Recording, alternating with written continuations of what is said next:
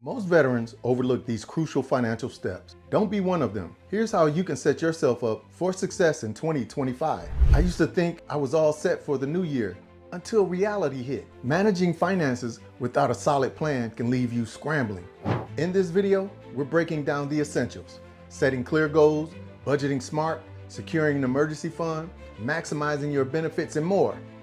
Each step brings you closer to financial freedom, but the last one is a game changer. Trust me, you don't want to miss it. I am not a financial advisor. I'm just a veteran trying to give you a hand up and not a handout.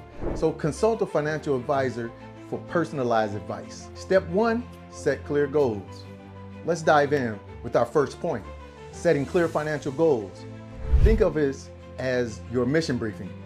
Without specific goals, it's like heading into a mission blind. You're hoping things work out. For 2025, let's be intentional. Do you want to pay off debt, build an emergency fund, or start investing? Write down each goal as if it's a target on a map. Set a realistic milestone, like saving an extra $5,000 this year, or paying off that high interest credit card. When I started setting real goals, I wrote down pay off $2,000 in debt. Each time I paid it down, I checked it off and it felt like winning a skirmish. It made me realize that every small victory leads to a bigger win. What are your top 3 budget priorities this year?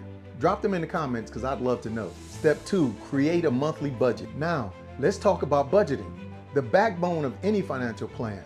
A monthly budget is like your supply line. You need to know what's coming in and what's going out. Divide it up: housing, food, transportation, and yes, even some fun. This way, every dollar has a job. You don't want to find yourself stretched thin halfway through the month.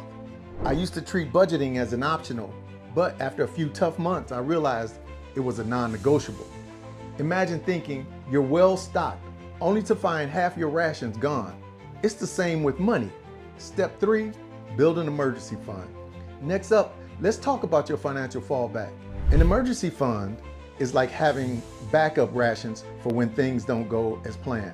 Life's unpredictable: medical expenses, home repairs, or sudden job changes. Aiming to save 3 to 6 months of expenses gives you breathing room. Now, let's talk about investing when things get rough.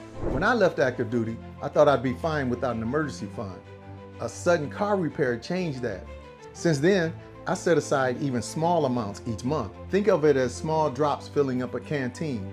It adds up faster than you think. Step 4 is to maximize your military benefits. Now, let's make sure you're maximizing the benefits you've earned. Many veterans don't realize just how many benefits they have at their fingertips. Whether it's housing assistance, education funds, or healthcare, these resources are there to help support you. Think of them as your supply drop. You wouldn't ignore it in the field.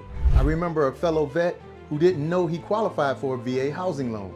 He'd been renting for years, thinking home ownership was out of reach. A little research changed his whole outlook. Step 5, start investing or increase contributions. Whether it's a TSP, IRA, or even a small brokerage account, every dollar you invest works to grow your wealth over time. If you're already investing, try upping your contributions by even 1%, because that small change can have a big impact thanks to compound interest. I started investing later than I'd like to admit, but seeing those small contributions grow over time was a wake-up call for me. It's like planting a small seed and watching it turn into a sturdy tree. Step 6, reduce high interest debt. Now let's tackle high interest debt. This is the heavy gear you don't want weighing you down.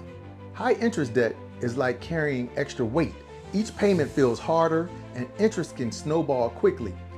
You could try the avalanche method to hit your highest interest debt first, or the snowball method for quick wins with smaller debt. And here's a new one, the debt snowflake method.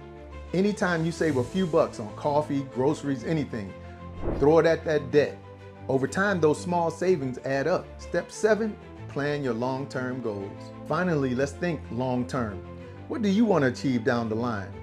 This is your chance to build the life you want, whether it's owning a home, traveling, or preparing for retirement. Think about big milestones and set a plan. For me, that meant setting up my retirement accounts and creating a small estate plan. Every bit of preparation now saves you headaches down the road. When I first started thinking long term, It felt overwhelming, but mapping out each step made the process more manageable. It's like planning a long patrol route. Mark each checkpoint and keep going. Now, these 7 steps are your tactical guide to starting 2025 strong. Put these into practice and you'll be in a much stronger financial position. But there's the new set of military benefits this year that could mean even more support for you and your family. And I'll walk you exactly what 2025 has to offer you right here.